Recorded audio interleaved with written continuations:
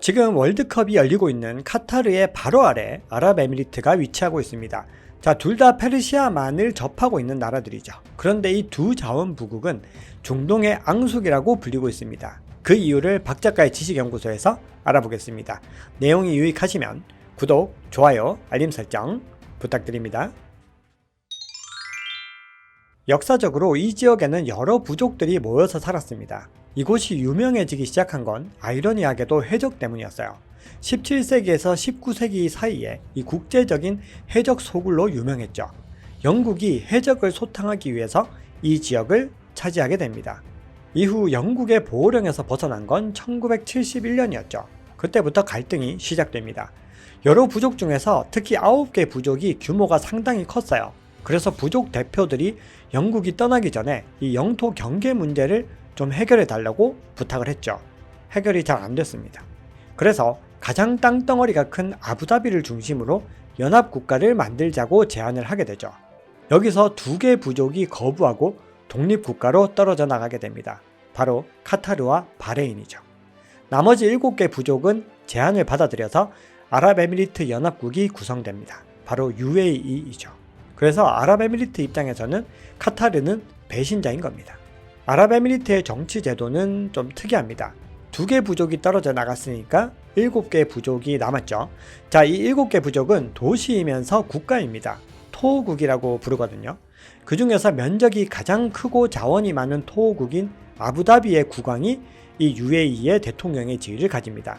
한국에서 부자로 굉장히 유명한 셰이크 만수르, 이 만수르의 형이 아랍에미리트의 대통령으로 있습니다. 자, 두 번째로 큰 토호국 두바이의 국왕이 부통령 겸 총리를 수행하게 됩니다. 자, 그리고 다시 아부다비로 와서요. 이 아부다비의 서열이인자 만수르가 UAE의 부총리로 있습니다. 아랍에미리트는 전 세계 6위의 산유국입니다. 그런데 에너지 의존도가 너무 높은 나라들이 자원의 저주에 걸리는 경우가 많이 있죠. 왜냐하면 에너지 산업이 국가의 GDP에 너무 큰 비중을 차지하니까 나머지 산업들이 발전할 수가 없기 때문입니다. 자, 에너지 산업은 가격 변동이 너무 심합니다. 그리고 자원이라는 건 언젠가 고갈되겠죠. 설상가상 이 아랍에미리트는요, 아부다비에서만 석유가 나오고 있습니다. 이마저도 2050년이 되면 다 고갈이 될 거라고 합니다. 카타르도 같은 위기감을 느끼고 있어요. 천연가스 LNG에 거의 의존하고 있거든요. 재정 수입의 80% 가까이가 여기서 나옵니다. 두 나라는 산업 다변화를 시도하고 있는데요. 여기서 포지션이 겹치게 됩니다. 이 중동이라는 지역은 아시아와 유럽 사이에 위치하고 있습니다. 지리적으로 글로벌 허브의 역할을 하기에 굉장히 유리합니다. 거기다가 두 나라 모두 넓은 해안이 있기 때문에 공항이나 항구를 건설하기에 좋은 환경이죠. 거기다 산유국이라서 기름값도 쌉니다. 그래서 두 나라가 선택한 분야는 바로 항공입니다. 카타르 항공과 아랍에미리트 항공은 전 세계에서 가장 경쟁력이 높은 항공사 중에 하나예요. 항공업계 평가기관인 스카이트랙스의 2001년 조사에 따르면 카타르 항공이 글로벌 1위, 아랍에미리트 항공이 글로벌 5위를 차지했습니다.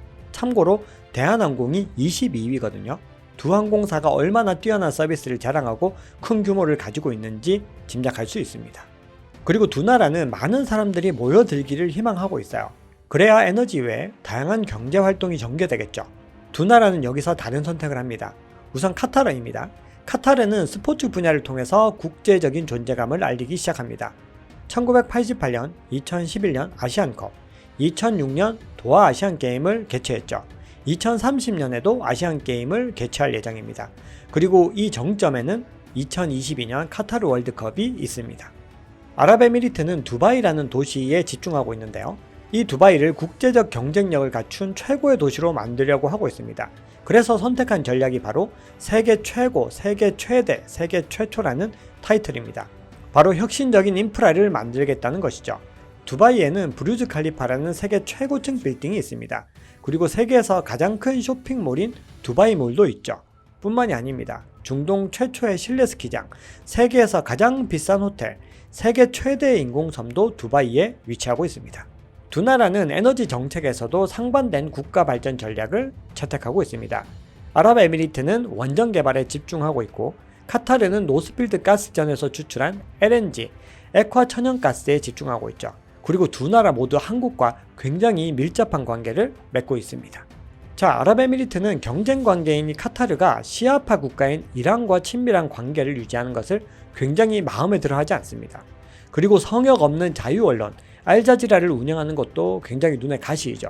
사우디아라비아처럼 정통 왕정 국가이기 때문에 이 왕들에 대한 어떤 권위들을 무너뜨리는 이 언론에 대해서 불쾌감을 가지고 있습니다. 2017년 사우디아라비아를 중심으로 한 걸프 협력회의 GCC가 카타르와 단교를 선언했죠. 당시 아랍에미리트는 굉장히 적극적으로 동참했습니다. 사우디보다도 더 적극적으로 나서서 두 나라는 군사적인 충돌을 할 뻔했습니다. 이후 GCC와 카타르는 서로 화해를 했습니다. 하지만 표면적인 화해일 뿐 아랍에미리트와 카타르는 여전히 중동의 앙숙으로 남아 있습니다. 그래서 전 세계에서 손꼽히는 부자인 카타르 국왕 타밈, 아랍에미리트 부총리 만수르 역시 같은 중동 사람이지만 적대적일 수밖에 없겠죠. 참고로 두 사람은 각각 리그왕의 파리 생제르맹, 프리미어리그의 맨체스터 시티 구단주이기도 합니다. 축구를 통해서 또 경쟁을 하는 거죠. 두 팀은 챔피언스 리그에서도 자주자주 만날 수 있는 그런 유럽에서도 손꼽히는 강팀입니다.